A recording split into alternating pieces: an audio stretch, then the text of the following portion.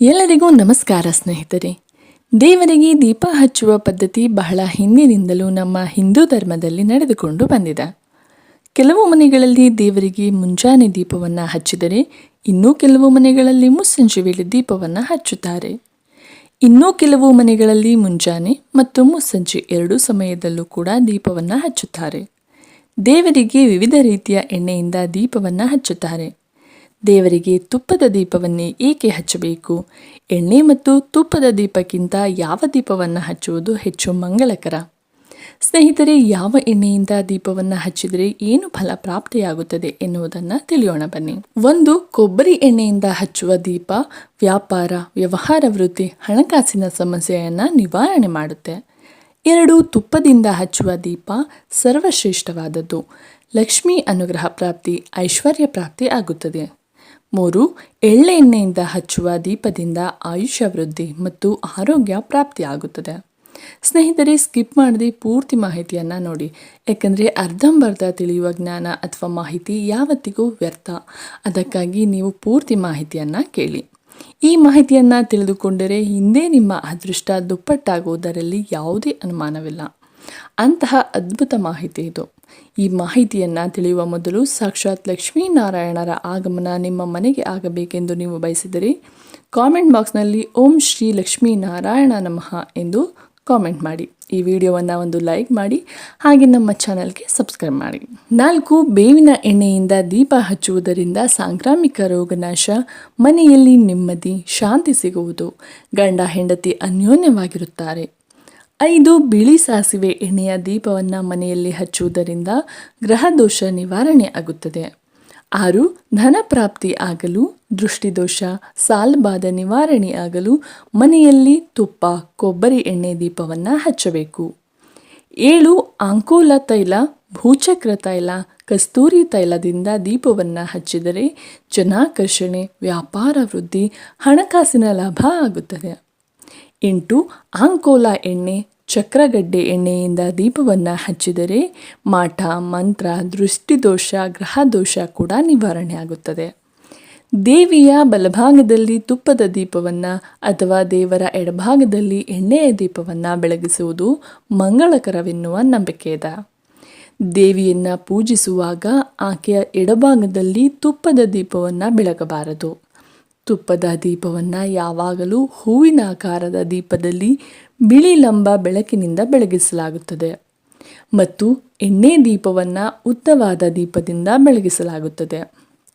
ಆದರೆ ಎಳ್ಳಿನ ಎಣ್ಣೆಯ ದೀಪವನ್ನು ಹಚ್ಚಿದರೆ ಅದರಲ್ಲಿ ಕೆಂಪು ಅಥವಾ ಹಳದಿ ದೀಪವನ್ನು ಬಳಸಬೇಕು.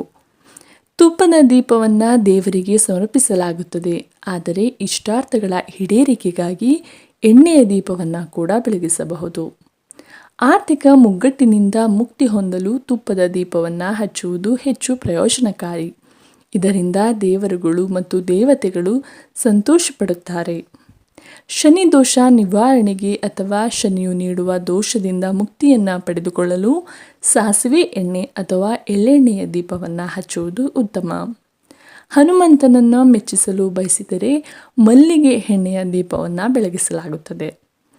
ಸಂಕಟಹರಣ ಹನುಮಂತನ ಆರಾಧನೆಗಾಗಿ ಮತ್ತು ಅವನ ಆಶೀರ್ವಾದ ಸದಾ ನಿಮ್ಮ ಮೇಲೆ ಇರಲು ಬಯಸಿದರೆ ಇದಕ್ಕಾಗಿ 3 ಮೂಲೆಗಳ ದೀಪವನ್ನು ಬೆಳಗಿಸಬೇಕು.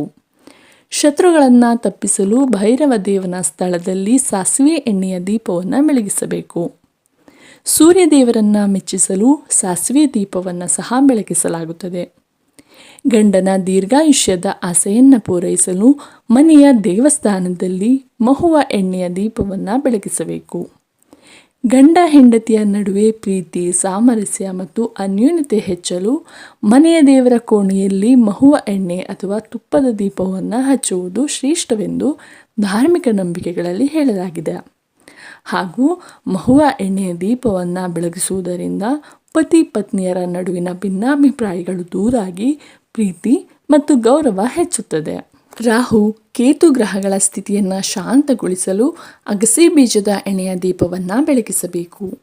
ಮನೆ ಅಥವಾ ದೇವಸ್ಥಾನದಲ್ಲಿ ತುಪ್ಪದ ದೀಪವನ್ನು ಬೆಳಗಿಸುವುದು ಅತ್ಯಂತ ಮಂಗಳಕರವೆಂದು ಪರಿಗಣಿಸಲಾಗಿದೆ. ಇದು ಎಲ್ಲ ರೀತಿಯ ಆರೋಗ್ಯ ಪ್ರಯೋಜನಗಳನ್ನು ನೀಡುತ್ತದೆ. ಜೊತೆಗೆ ಮನೆಯ ವಾಸ್ತು ದೋಷಗಳು ಸಹ ನಿವಾರಣೆಯಾಗುತ್ತದೆ. ಇದು ಎಲ್ಲ ರೀತಿಯ ನೋವನ್ನು ಕೂಡ ನಾಶಪಡಿಸುತ್ತದೆ.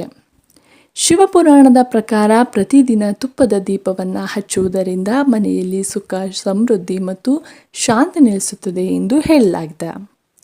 ತುಪ್ಪದ ದೀಪವನ್ನು ಹಚ್ಚೋದರಿಂದ ಗಾಳಿಯು ಶುದ್ಧವಾಗುತ್ತದೆ ಮತ್ತು ಗಾಳಿಯಲ್ಲಿರುವ ರೋಗಾಣುಗಳು ನಾಶವಾಗುತ್ತದೆ ಎಂದು ಹೇಳಲಾಗುತ್ತದೆ. ಇದರ ಸುವಾಸನೆಯು ಮನಸ್ಸಿಗೆ ಶಾಂತಿಯನ್ನು ನೀಡುತ್ತದೆ ಮತ್ತು ಖಿನ್ನತೆಯನ್ನು ಹೋಗಲಾಡಿಸುತ್ತದೆ. ತುಪ್ಪವು ಚರ್ಮದ ರಕ್ತ ಕಣಗಳನ್ನು ಸಕ್ರಿಯಗೊಳಿಸುವ ವಿದ್ಯುತ್ಕಾಂತೀಯ ಶಕ್ತಿಯನ್ನು ಉತ್ಪಾದಿಸುವ ಸಾಮರ್ಥ್ಯವನ್ನು ಕೂಡ ಹೊಂದಿದೆ. ಇದರಿಂದಾಗಿ ಯಾವುದೇ ಚರ್ಮ ರೋಗಗಳು ಕೂಡ ಬರುವುದಿಲ್ಲ. ಹೀಗೆ ನಮ್ಮ ಅನುಕೂಲ ಮತ್ತು ಶಕ್ತಿ ಸಾಮರ್ಥ್ಯವನ್ನು ಪರಿಗಣಿಸಿ ಬಹಳ ಭಕ್ತಿ ಭಾವದಿಂದ ದೀಪವನ್ನು ಹಚ್ಚಿ. ಏಕೆಂದರೆ ಭಗವಂತ ಭಾವನ ಪ್ರಿಯ. ತೋರಿಕೆಗಿಂತ ಭಾವನೆ ಬಹಳ ಮುಖ್ಯ, ಮರೆಯದಿರಿ.